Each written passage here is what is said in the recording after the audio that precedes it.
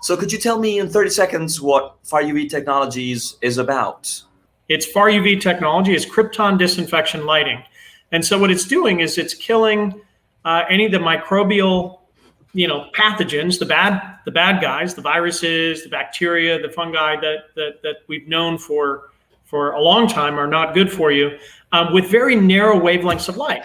And that is safe for human exposure, because it can't penetrate the skin or eyes, and it's very effective. And it's not just a COVID treatment, it's the cold and flu, it's foodborne illnesses, it's hospital-acquired infections, and those were the kind of things that we were developing long before COVID ever appeared.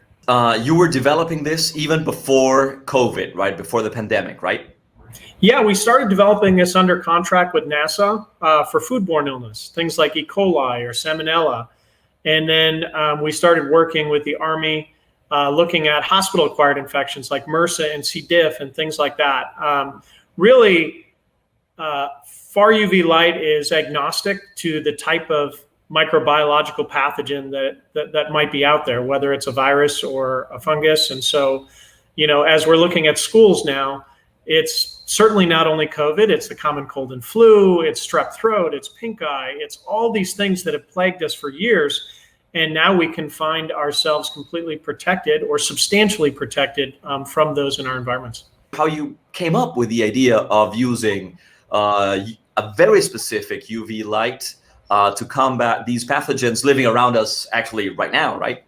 So we didn't invent 222 nanometer light. Nobody did. It's a naturally occurring light. It actually gets caught in the ozone layer of the Earth before the part that emanates from the sun reaches us.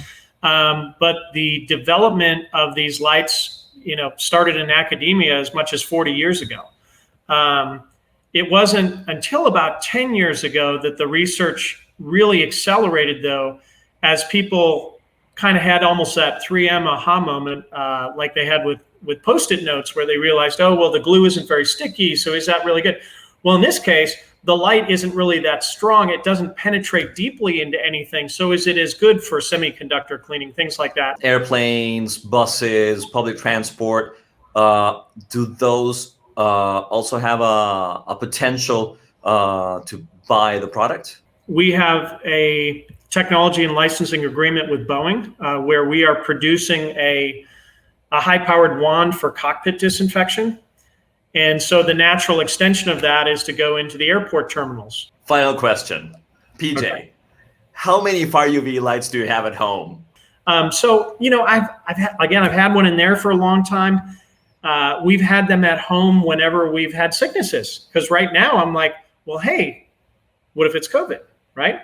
Yeah. Turns out we've been fortunate, and we have caught other things, from time to time, not very much.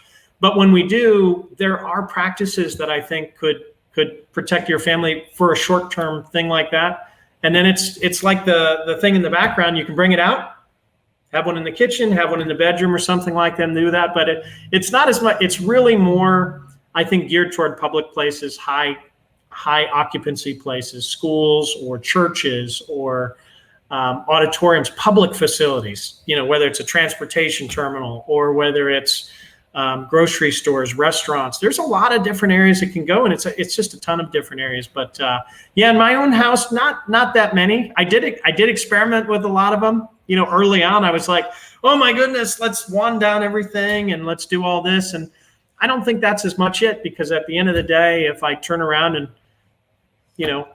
we're this close, that's you. But if you have guests over a lot, that could still be a good.